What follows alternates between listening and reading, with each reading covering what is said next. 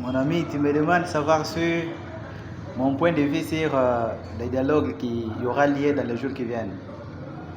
Je vais te dire que moi j'ai toujours pensé que je suis de ceux qui pensent que les dialogues, même si ça s'est organisé 10 000 fois, ça ne résoudra pas les problèmes congolais.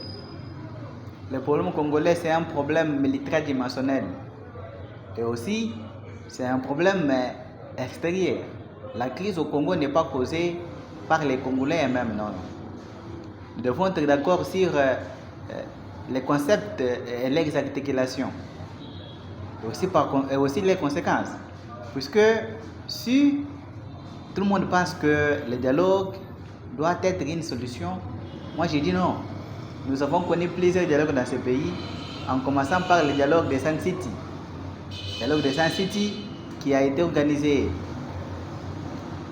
par l'Afrique du Sud, et ce dialogue n'a jamais résolu de problème. Il y a le dialogue qui a été organisé ici, qu'on appelle le dialogue de Saint-Sylvestre. D'abord Sun City, où des rebelles, les gens qui étaient rebelles se sont partagés les morceaux, sont partagés les pays et ses richesses. Et enfin, il y a eu des crises en crise. Puis il y a eu le dialogue de Saint-Sylvestre qui a donné tout ce que vous connaissez. Le dialogue Sun City a donné un plus 4. Saint-Sylvestre a donné le partage du pouvoir entre opposition et majorité. Il y a eu des dialogues en dialogue. Entre le gouvernement et les rebelles du 23. D'abord entre les RCD Goma, entre les rebelles du RCD et le gouvernement. Puis les rebelles ont été ramenés au gouvernement. Puis ces mêmes rebelles sont repartis faire encore ce qu'on a appelé les M23. Ils ont été aussi ramenés au gouvernement. Ils ont reçu des concessions de la part du gouvernement. Et puis, il y a actuellement ce que vous appelez dialogue entre le gouvernement et les M23 en 2013.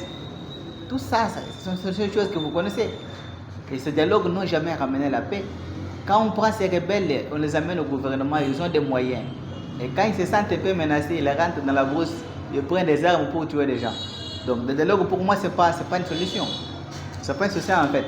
Moi je crois que la solution actuellement, c'est que le gouvernement congolais ne doit pas jouer au jeu de l'ennemi du pays. Il y a des ennemis du pays qui ne veulent pas que ce pays puisse se mettre sur le droit chemin. C'est pourquoi ils veulent toujours ramener les mêmes procédés afin que les rebelles puissent intégrer les institutions et que l'impunité puisse continuer. Je n'ai jamais été d'accord sur ce point. Je trouve que comme le Rwanda a assumé publiquement devant tout le monde, son ambassadrice a dit devant les congrès américains qu'il collabore avec les M23. Pour moi, le dialogue là, ça n'a pas son importance. Oui, les Congolais peuvent se parler, oui, c'est bon. Mais tant qu'un pays voisin reconnaît publiquement qu'il collabore avec les M23 qui est un mouvement terroriste, un mouvement qui endeuille des familles, ce n'est plus encore de la rébellion interne, ça devient une agression. Quand vous lisez la Charte des Nations Unies, on vous définit ce que c'est l'agression. L'agression, c'est quoi? L'agression, c'est le fait pour un pays voisin d'attaquer un autre pays voisin avec ses armes. C'est démontré, il y a eu des preuves.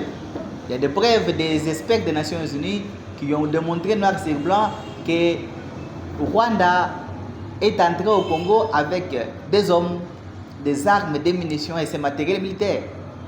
Actuellement, ils ont commis des guerres, ils ont commis ce qu'on appelle des crimes imprescriptibles. Tous ces aventuriers-là de Makenga, de Nanga, de Bissimo et des autres, ce sont des enfants de course, de Kagame. Mais ils sont en train de participer à la commission des crimes imprescriptibles, même après 50 ans, même après 100 ans, ils peuvent être poursuivis. Ça, c'est sur le plan humain et de la justice humaine. Mais sur le plan spirituel, ça a des conséquences. Ça a des conséquences sur le plan spirituel, dans le sens que ça va poursuivre les générations en génération. Le gouvernement ne doit pas perdre de vue, même si le dialogue là est organisé, mais que la solution à ces problèmes continue à exiger l'exécution des accords que le Rwanda a signés devant la communauté internationale qui ont été parrainés par l'Amérique.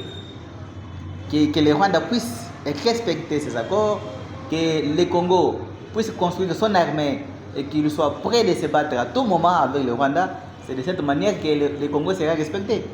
Mais tant que nous continuons à croire, ou un groupe de gens qu'on appelle opposants, continuent à croire pour besoin de la cause, puisqu'ils ont des intérêts, bien sûr.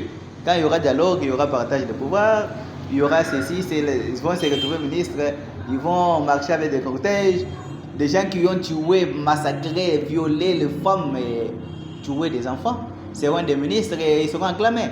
Ça, c'est encourager ou donner une prime à l'impunité. Vous primez des rebelles, tout ce qu'ils ont fait au pays. Vous les primez, c'est décourageant. Qu'est-ce que vous donnez comme leçon morale à tous ceux-là qui sont en train de vous observer? Parce qu'il y a des enfants qui vous observent.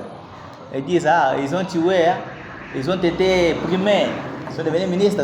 Comme ça, nous aussi, on prend des armes et on va faire la même chose. Que le gouvernement actuel ne commette pas la même erreur. Oui, dialogue, oui, mais il ne faut pas amnistier ces gens. Il ne faut pas les gracier. Tout celui qui fait un effort d'attaquer un chasseur, il faut l'arrêter. Qu'il soit jugé publiquement condamné. Comme ça servira de leçon aux autres. On sait que ceux-là qui se battent là ne sont pas éternels. Même s'ils ne meurent pas des armes, il y a la mort naturelle. Mais nous disons que le dialogue, ce n'est pas une solution à la crise actuelle en RDC. Parce que la crise n'est pas interne. La crise, elle est externe. Une crise externe est terminée par des mécanismes internationaux qui sont reconnus. Par exemple, la médiation qui est en train d'être faite par le Qatar, l'Amérique et aussi l'Angola. Ils ont fait vraiment un grand travail. Maintenant, nous sommes dans la phase où toutes ces résolutions doivent être appliquées. Et les accords que Kagame a signés doivent être exécutés. Ce n'est pas seulement quitter ou vivre, non. On doit poursuivre les Rwandais à retirer ces troupes. Comme ça, aux Congolais qui seront là, on va voir leurs responsabilités, leur part de participation dans tout ce qu'il y a eu comme massacre. Voilà un peu de moi ce que moi je pense. Tout ce qu'il y a au pays.